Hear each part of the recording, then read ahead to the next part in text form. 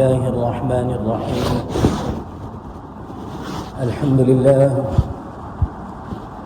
الحمد لله وحده، والصلاة والسلام على من لا نبي بعده ولا رسول بعده ولا معصوم بعده ولا أمة بعد أمتي ولا كتاب بعد كتابي.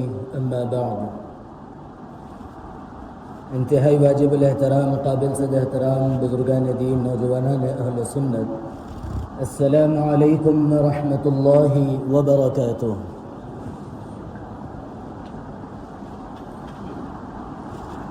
ہم سب جانتے ہیں کہ عید الاضحیٰ کا موقع خوشی و مسرت کا موقع ہے اور ایک قسم کی کھل کر مہمان نوازی کا موقع ہے. تو ہم سب پر یہ ذمہ داری عائد ہوتی ہے اور ہم پر یہ ذمہ داری پڑتی ہے کہ ہم سب کے لیے اپنی مہمان نوازی کا جو ہاتھ ہے اس کو جتنا ہو سکے بڑھائیں.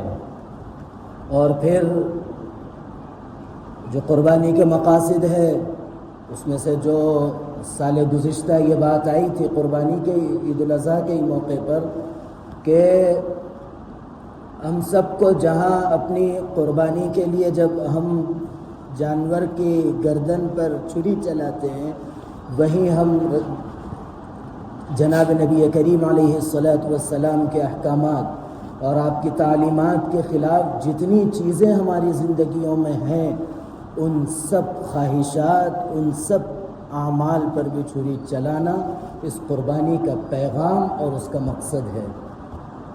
اور پھر آخری بات یہ کہ قربانی سے متعلق خاص طور سے بارہا ہر کوئی کہتے ہیں اور قربانی کے آداب کے سلسلے میں کل عصر کے بعد تفصیل سے بات آئی تھی. اور جو ہم پر جو ذمہ داری ہے کہ صاف صفائی کا خیال رکھیں. آپ قربانی کر رہے ہیں تو کسی پر احسان نہیں کر رہے ہیں کہ آپ اس کا خون اور خون کے ساتھ بہتا ہوا پانی سارا راستہ اس کو جو ہے بگاڑ دے رہا ہے. تو یہ چیزیں ایک مسلمان کے لیے زیب نہیں دیتی. ایک اسلام کا جو اپنے ماننے والوں کے لیے جو پیغام ہے وہ نظافت ہے، صاف صفائی ہے، اور اسلام صاف ستھرا رہنے کو پسند بھی کرتا ہے. اور ہم اپنے عمل کے ذریعے بھی یہ پیغام دینا ہے کہ ہم صاف ستھرے ہیں، صاف ستھرے رہیں گے، صاف ستھرے رکھیں گے. اللہ رب العزت ہم سب کو توفیق عمل نصیب فرمائے. اللہ رب العزت میرے کہنے اور آپ کے سننے کو قبول فرمائے. میں اپنی طرف سے حضرت والد صاحب کی جانب سے اور حضرت جد محترم کی جانب سے آپ سب کی خدمت میں عید الاضحیٰ کی مبارکباد پیش کرتا ہوں اور اللہ کی بارگاہ میں دعا کرتا ہوں کہ اللہ رب العزت ہمارے تمام اعمال کو قبول فرمائے. اللہ رب العزت ہماری قربانیوں کو قبول فرمائے. ہمارے ہر عمل کو اللہ رب العزت قبولیت سے سرفراز فرمائے. عید کی نماز کا طریقہ یہ ہے کہ 6 زائد تکبیرات ہوتے ہیں. 3 تکبیریں شروع کی پہلی رکعت میں ہوتی ہے قرات سے پہلے اللہ اکبر کہیں گے اور ہاتھ باندھ لیں گے. اس کے بعد ثنا پڑھیں گے. اس کے بعد پھر ثنا مکمل ہونے کے بعد اللہ اکبر کہیں گے، ہاتھ چھوڑ دیں گے.